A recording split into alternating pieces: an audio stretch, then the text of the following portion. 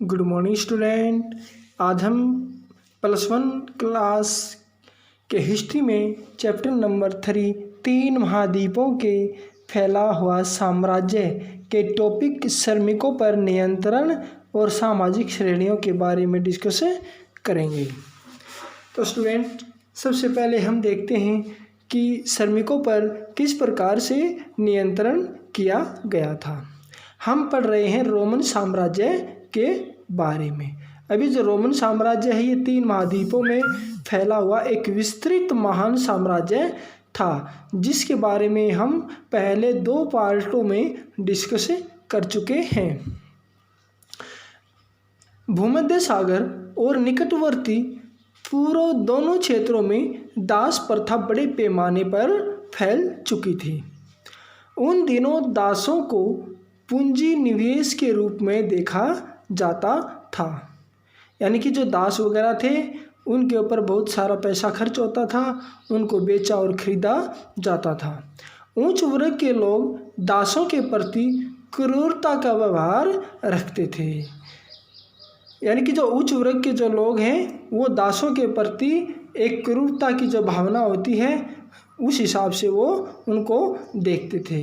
लेकिन दूसरी तरफ यदि हम साधारण लोगों की बातें करें तो साधारण लोगों के मन में दासों के प्रति हमदर्दी होती थी। जब पहली शताब्दी में शांति स्थापित होने के साथ लड़ाई झगड़े धीरे धीरे कम होते चले गए तो दासों की आपूर्ति में भी कमी आने लगी। ऐसे में दास प्रजनन तथा वेतनभोगी मजदूरों से काम कराया जाने लगा।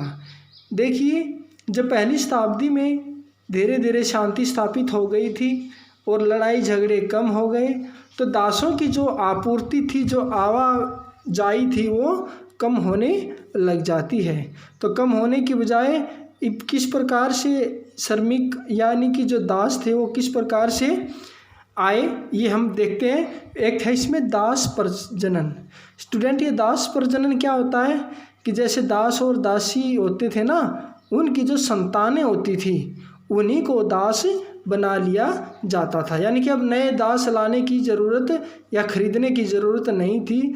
जो दास और दासियों की जो संतानें होती थी उन इसके द्वारा आगे उन्हीं को दास बना दिया जाता था। वेतनभोगी मजदूर स्टूडेंट वो होते हैं जिनको काम करवा के और पैसा दिया जाता है, यानी कि पैसे के बदले में जो मज़दूर काम करते हैं। जैसे कि हम किसी भी मज़दूर को 1 महीने के लिए रखते हैं और हम कहेंगे भाई हम आपको 1 महीने के 8 या 9 हज़ार रुपये दे देंगे, तो फिक्स हो जाएगा, उनको हम वेतनभोगी मजदूर कहेंगे। तो स्टूडेंट, ये जो दास प्रजनन वाले जो मजदूर होते हैं ये सस्ते भी होते हैं और एक तरह से टिकाऊ होते हैं। लेकिन जो वेतनभोगी जो मजदूर होते हैं ना, वो सस्ते भी थे, लेकिन उनकी एक प्रॉब्लम्स ये थी कि उनको आसानी से कभी भी हटा दिया जाता था। श्रम प्रबंधक किया जाने लगा। श्रम प्रबंधक होता है यानी कि जो काम करने वाले जो दास थे, यानी कि जो काम करने वाले जो दास वगैरह होते थे ना, उनके ऊपर क्या है, उनकी देख रेख होती थी। यानी कि जिस मालिक ने काम करवाना होता था वो पूरे उसके ऊपर देख रेख रखता था कि ये काम कर रहे हैं या नहीं कर रहे हैं। ध्यान रखा जाता था कहीं मजदूर या दास कामचोर न हो। कामचोर होता है जो काम से जी चुराए, जो काम न करे।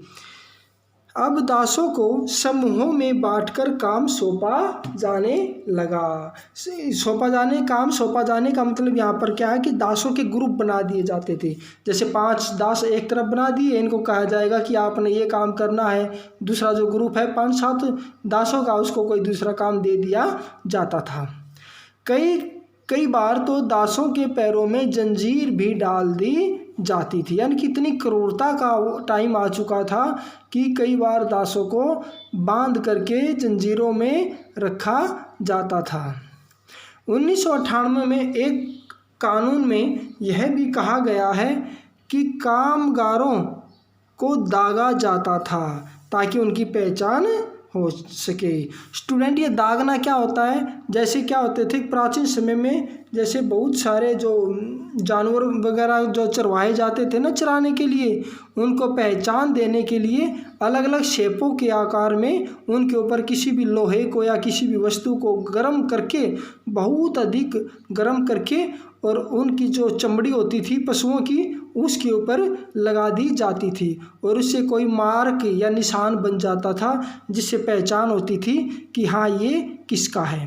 तो इसी प्रकार से दासों के ऊपर भी यही प्रणाली अपनाई गई। दासों के ऊपर भी दाग लगा दिए जाते थे जिससे वो कहीं पर भी छोड़ के चला जाए, जहाँ पर भी जाता था ये पता चल जाता था कि ये जो दास है ना ये किसका है, यानी कि उनकी पहचान बहुत ही जल्दी से हो जाती थी। इसके अलावा और भी कुछ हमें देखने को मिला कि जैसे हम इसके बारे में भी डिस्कस देखिए, जैसे 3 शताब्दियों से चली आ रही जो चांदी आधारित जो मौद्रिक प्रणाली थी वो भी धीरे धीरे क्या हो गया, समाप्त हो गया। क्यों हो गया? क्योंकि जो चांदी की जो कमी थी ना वो होती चली गई। अब वो चांदी कहाँ से लेके आते थे रोमवासी? स्पेन से, और स्पेन जो देश है उसकी खानों में अब चांदी क्या है, मिलनी बंद हो गई। सरकार के पास चांदी की मुद्रा चलाने के लिए अब चांदी नहीं थी। सोने पर आधारित नई मुद्रा का प्रचलन यहाँ पर शुरू हो जाता है, लेकिन इससे क्या होता है, सोने की मुद्रा चलाने के बाद रोम में भ्रष्टाचार बहुत अधिक फैल जाता है और अलग अलग प्रकार के वहाँ पर कानून बनाए जाते हैं। अब हम बात करते हैं सामाजिक श्रेणियों की। सामाजिक श्रेणियाँ मुख्य रूप से 4 वर्गों में बटी हुई थी। पहली थी सेनेटर, जिसके बारे में हम पहले भी डिस्कस कर चुके हैं। दूसरी थी अश्वारोही। देखिए जो सेनेटर होते थे इसमें बड़े बड़े जमींदार होते थे, ताकतवर लोग होते थे और अमीर लोग होते थे। लेकिन अश्वारोही में कौन थे? जो नाइट में जो घुड़सवार वगैरह जो होते थे वो इसमें आते थे। और ये दोनों ही पहली जो श्रेणियां हैं ये दोनों अब बाद में एक हो जाती हैं और एक नए वर्ग का उत्थान होता है जिसको अभिजात वर्ग कहा जाता है। तीसरी जो कैटेगरी है वो थी फूहड़। इसमें क्या होते थे, निम्न वर्ग के लोग होते थे।